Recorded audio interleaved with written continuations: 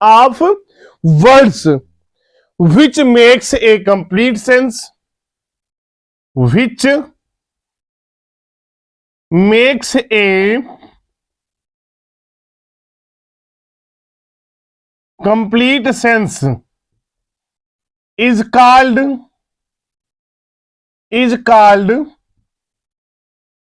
sentence. A group of words which make a complete sense is called sentence. यानी word का एक ऐसा समूह जिससे एक अर्थपूर्ण वाक्य निकले, उसे क्या कहते हैं? वाक्य। उसे क्या कहा जाता है बेटा? वाक्य, यानी सेंटेंस कहा जाता है। या यूं ही लिख सकते हैं इसको, लिखिएगा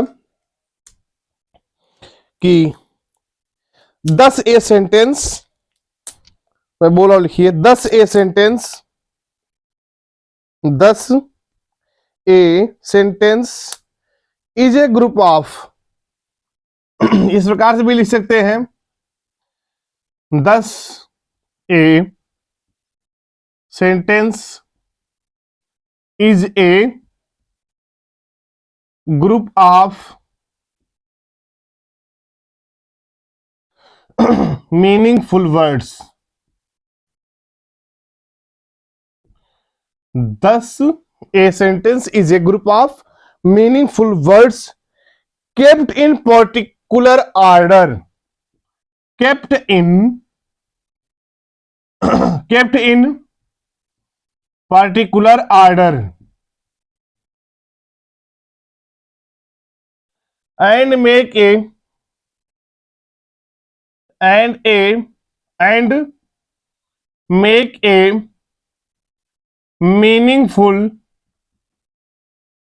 meaningful sense is called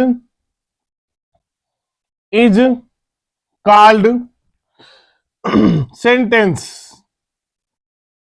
एक इसकी डेफिनेशन और बन के आ गई बच्चा, क्या? 10 sentence is a group of meaningful words kept in particular order. ठीक, बस समझ में आई? And make a meaningful sense is called sentence. अब यहां पे हम समझेंगे बच्चा, क्या समझेंगे वो देखिएगा। Sentence has 4 kinds. क्या लिखेंगे बच्चे इसमें पॉइंट में? सेंटेंस हैज 4 काइंड्स, यानी वाक्य के 4 भेद होते हैं। सेंटेंस के कितने प्रकार होते हैं? कोई पूछता है क्या बताओगे? Sentence has 4 kinds. एक सेंटेंस के कितने टाइप होते हैं, काइंड होते हैं बच्चा? 4, यानी 4 होते हैं। देखो, पहले में कहता है कि those which make statements are, those who makes या विच मेक्स, हिच करते, दोज विच मेक्स, ये पहला वाला लिखा है क्या बेटा? Those which makes statements are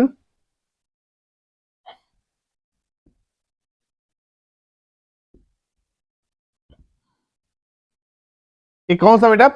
ये सेंटेंस की 4 काइंड का पहला है कि those which makes statements are assertions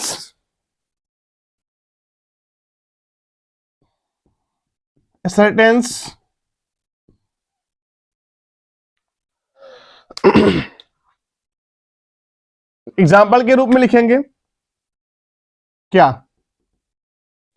which makes statements are asserted। For example है बच्चा, monkey sat on the wall, यही वाला बताते हैं आपको। यहां पे मंकी के स्थान में हम कुछ और चेंज कर देते हैं। The sparrow set on the wall, the sparrow set on the wall. क्या हो गया ये? This is called a declarative और असर्टिव सेंटेंस। ये क्या कहलाएगा? This is called a declarative declarative या असर्टिव,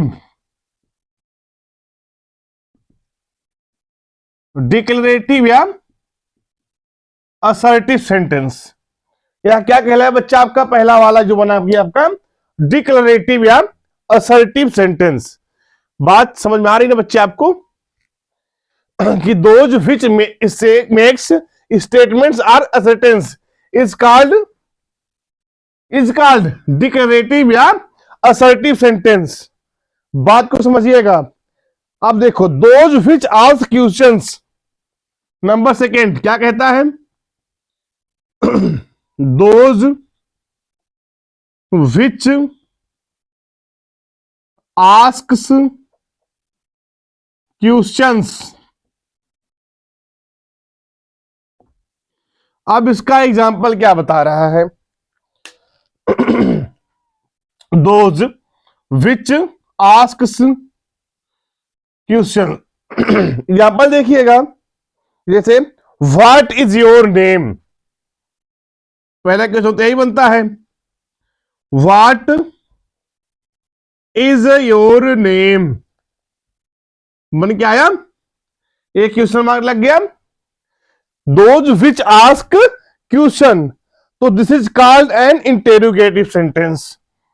क्या बच्चे ये this is called an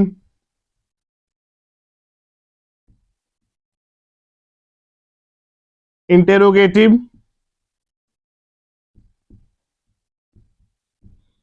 sentence. ये क्या कहलाए बच्चा आपके इंट्रोगेटिव सेंटेंस कहलाए ना।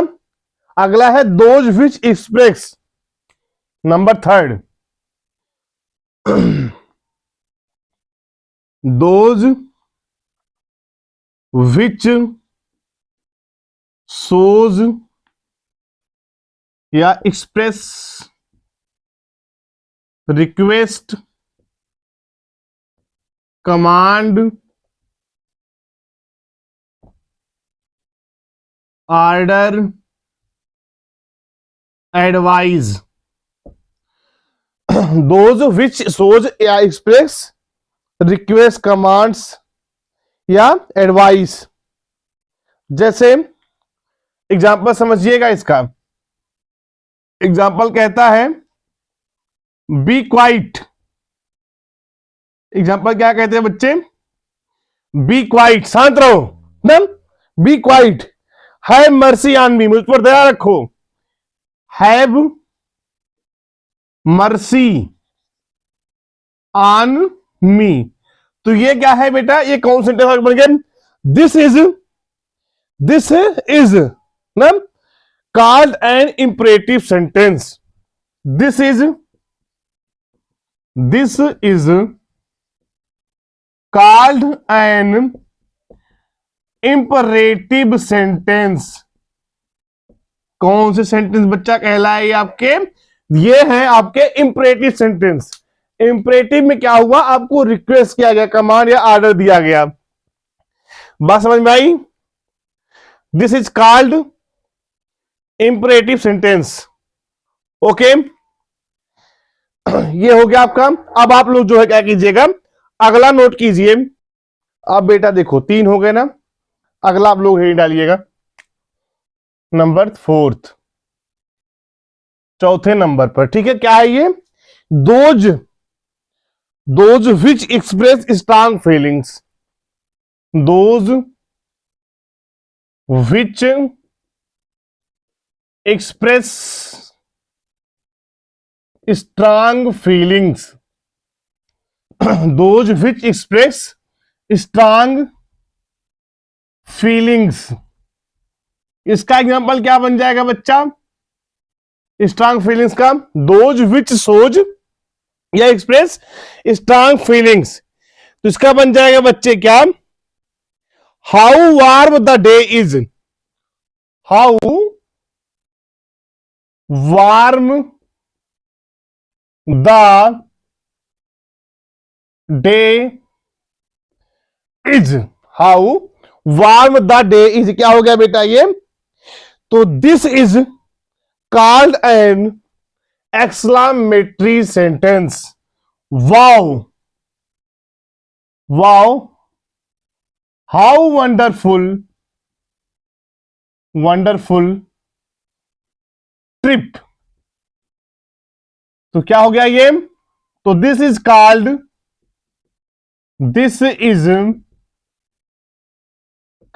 an exclamatory sentence. This is called an exclamatory sentence. तो बच्चों, इसमें अभी आपने सेंटेंस जो था आपका, उसके 4 टाइप को पढ़ा. पहला था डिक्लेरेटिव असर्टिव, दूसरा था इंट्रोगेटिव, तीसरा था इंपरेटिव. इसके बाद जो चौथा यानी लास्ट में आता है वह आपका होता है एक्सक्लामेटरी. देखो, जो अफर्मेटिव या असर्टिव या डिक्लेरेटिव जो भी होता है आपका, ये बहुत ही सिंपल होता है. और दूसरा जो इंपरेटिव आता है उसमें रिक्वेस्ट किया जाता है, कमांड होती है, एडवाइस है, ऑर्डर है ना. जैसे be silent, don't make noise, be quiet, sit down, open the door, please give me a glass of milk. ये जो एग्जांपल्स हैं आपके इंपरेटिव सेंटेंस में आते हैं. इंट्रोगेटिव क्या आ जाएगा? जैसे what is your name, where are you going, how many students in your class. This is the type of the question are called in या come in a interrogative sentence. Understood? Next क्या है आपका exclamatory. इसमें strong feelings दिखाई जाती है. Wow, we won the match, we got an opportunity. Not wow, what a day, what a boy, wow, it's look gorgeous. क्या है ये आपके एक्सक्लेमेटरी सेंटेंस है. अभी आपने सेंटेंस के चारों काइंड को पढ़ा. अब आप जो पढ़ने वाले हैं बच्चा, उसमें आपको देखना क्या है, जो सेंटेंस होते हैं, every sentence has 2 parts. Every sentence, what, every sentence have every sentence 2 parts. How many? There are 2 parts. Every sentence have 2 parts. First है सब्जेक्ट. नंबर फर्स्ट क्या बच्चा? सेंटेंस के बारे में पढ़ा. ठीक है. अब यहां मैंने कुछ नोट कर रखा था, थोड़ा सा इशू आ गया लाइट का, जो कट गया, पढ़ाते चला गया कि रिकॉर्डिंग नहीं अच्छे से हो पाई. सो मैं सोचता हूं फिर से एक बार रिकॉर्ड करके डाल देता हूं के सामने. देखो, एवरी सेंटेंस हैज 2 पार्ट. अभी आपने सेंटेंस की पूरी टाइप को पढ़ा ना, सेंटेंस के कितने प्रकार होते. अब आप पार्ट के पढ़ोगे. देखो, 2 पार्ट होते सेंटेंस के. पहला होता है सब्जेक्ट, दूसरा होता है प्रेडिकेट. पहला क्या होता है बच्चे? सब्जेक्ट होता है, और दूसरा आपका होता है प्रेडिकेट. पहला होता है सब्जेक्ट यानी कर्ता, और होता है दूसरा प्रेडिकेट. जो कार्य किया जाता है सब्जेक्ट के द्वारा उसे प्रेडिकेट कहते हैं. ठीक है. देखो, हमने यहां पे लिखा था when we make a sentence, जब हम एक वाक्य बनाते हैं. When we make a sentence, जब हम एक वाक्य बनाते हैं तब हम क्या करते हैं. तो सबसे पहले we name some person or thing. हम जो है किसी व्यक्ति का नाम देते हैं, किसी वस्तु का नाम देते हैं. एंड क्या, say something about that person or thing. हम उस व्यक्ति या उस वस्तु के बारे में कुछ ना कुछ जरूर कहते हैं. उस व्यक्ति या उस वस्तु के बारे में कुछ ना कुछ बातें जरूर हम बताते हैं.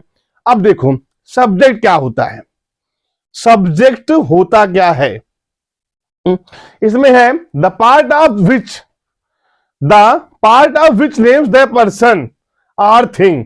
The part of the names which person or thing we are speaking about is called subject in the sentence. समझे नहीं समझे? सब्जेक्ट किसे कहते हैं? जैसे मान लो कोई वाक्य है आपके सामने, आप कोई वाक्य को बोल रहे हो किसी से. जैसे मैं पढ़ा रहा हूं, मैं लिख रहा हूं, तो क्या हो गया? ये क्या हो गया आपका?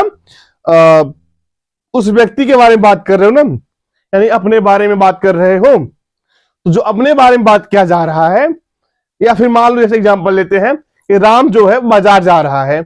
अब किसके बारे में आपने कहा उससे? राम जो है, राम क्या है इसमें सब्जेक्ट हो जाएगा। तो आप राम के बारे में बात कर रहे हो ना कि यह पेन बड़ी सुंदर है, तो अभी किसके बारे में? थिंग के बारे में बात की। थिंग में क्या आ गया आपका? पेन आ गया। तो पेन क्या है आपकी? पेन है सुंदर।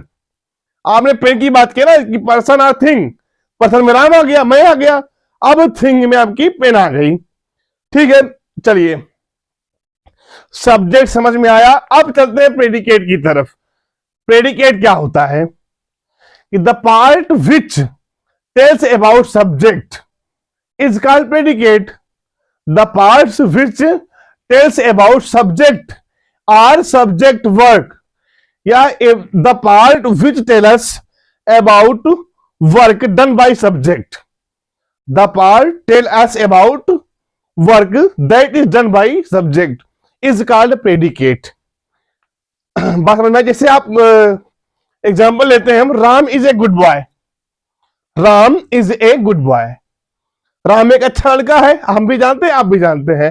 तो हमने किसके बारे में बात किया बच्चे? राम के बारे में। Ram is a good boy. इसमें जो राम वर्ड है, राम आपका सब्जेक्ट हो गया, and is a good boy, is a good boy क्या हो गया? प्रेडिकेट हो गया। राम क्या है? राम एक वर्ड है, वर्ड के साथ साथ वह एक नेम है। तो जो नेम और थिंग आती है वो किसमें होती है? सब्जेक्ट में होती है। हमने राम को सब्जेक्ट बना दिया according to the rules. And क्या है? Is a good boy. Is a good boy क्या हो गया आपका? ये यह आपका प्रेडिकेट हो गया। ठीक है, अभी आपने इसके बारे में समझा, वजाना। अब आगे की चीजें आपको हम बताते हैं, बन रही है हमारे साथ। बेटा आपने सब्जेक्ट और प्रेडिकेट के बारे में समझा, अब हम यहां पे कुछ चीजें आपको बताते हैं। एक साइड लिखेंगे हम सब्जेक्ट, ठीक, और एक साइड लिखते हैं हम प्रेडिकेट। एक साइड हो जाएगा हमारा सब्जेक्ट और एक साइड प्रेडिकेट। जैसे बेटा सुरेश रंस, ये क्या हो गया आपका? सब्जेक्ट में आ गया सुरेश, सुरेश दौड़ता है, सुरेश रंस। बर्ड्स फ्लाई, दूसरा मान लीजिए क्या हो गया आपका? Birds fly. तीसरा लेते हैं Ram is going to market, Ram is going to market. Last इसका पेन इज ब्यूटीफुल। अब देखो सब्जेक्ट क्या हुआ आपका? सुरेश। इसमें सुरेश दौड़ता है, सुरेश रंस में सुरेश आपका क्या हो गया? हमने इसको अलग अलग इसलिए लिख रखा है ताकि आपको अच्छे से समझ में आए, इसलिए नहीं कि हमें नहीं आता है, हमने दूर दूर जानबूझ के कर दिया है। हमने इसलिए किया हुआ है जिससे कि आपको यह अच्छे तरीके से वह आसानी से समझ में आ जाए। सुरेश रंस हो गया, बर्ड्स फ्लाई हो गई आपकी बेटा, Ram is going to market हो गया बच्चे, और आपका क्या हुआ अगला? Pen is beautiful. बात को समझिएगा अच्छे तरीके से, ठीक। अब लिखिएगा पॉइंट नंबर नेक्स्ट, या स्टार बना के लिखिएगा कि the subject of a sentence, क्या लिखेंगे आप? The subject of a sentence. अब समझ आ गया सब्जेक्ट क्या होता है? The subject of a sentence usually comes first. Usually क्या होता है? Usually comes first. सब्जेक्ट क्या होता है सेंटेंस में? सबसे यूजुअली कम्स फर्स्ट ना, but it is put after the predicate. But it is put after the predicate sometime not, ये हमेशा हमेशा के लिए नहीं बच्चे, कुछ के लिए है। जैसे here comes the bus, here comes the bus, here comes the bus. Sweet are the use of, sweet are the use of, sweet are the use of adversity.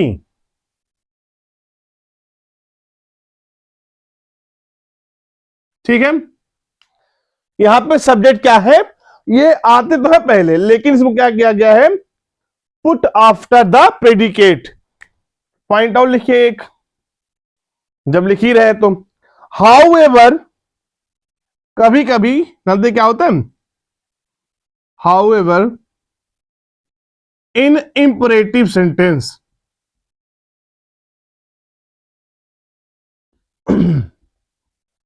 however in imperative sentence the subject is left out,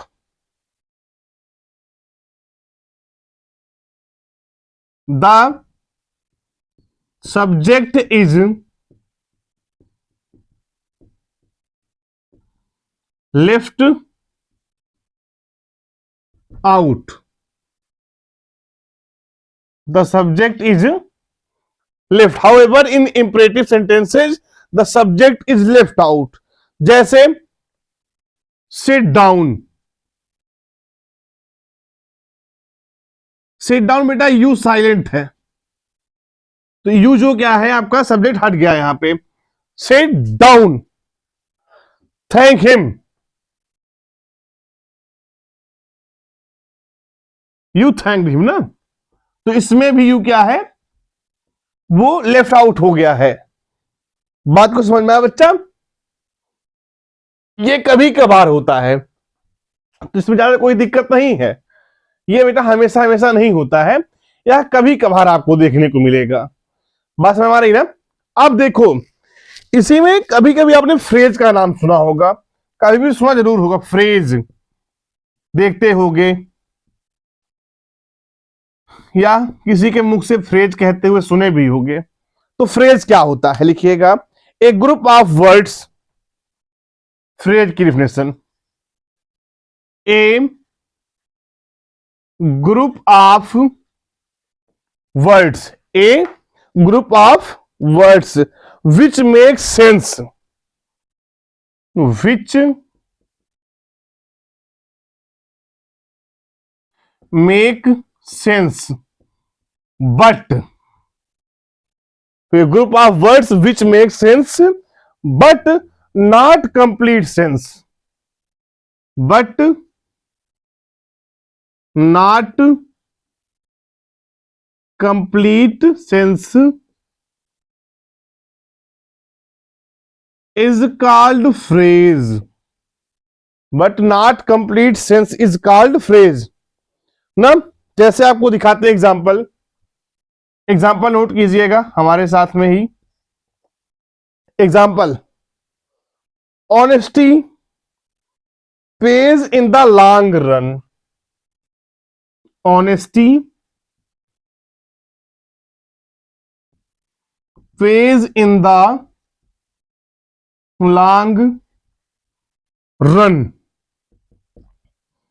एक example और समझिएगा इसका, क्या, show me how to do it, show me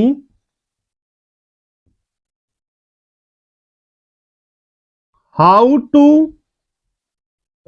do it. तो ये आपके phrase है, a group of words which makes a sense but not complete sense, but not complete sense is called phrase, is called phrase. तो प्यारे बच्चों, आज आपकी जो क्लास चली उसमें आपने क्या समझा, सबसे पहले आपने समझा तो सेंटेंस की डिफिनेशन, सेंटेंस किसे कहते हैं।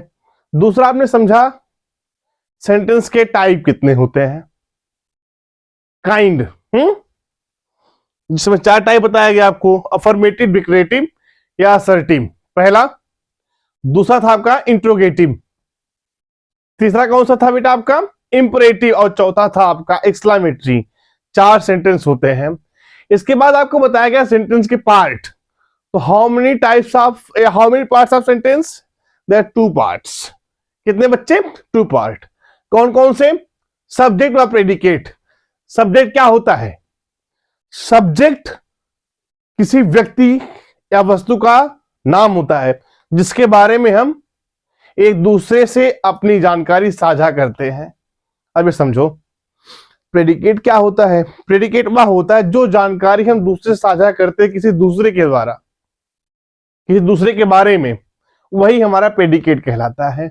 और आपको मैंने कुछ सब्जेक्ट और प्रेडिकेट यहां पे लिख के बताया, ठीक। और आपको मैंने यहां पे फ्रेज भी बता दिया।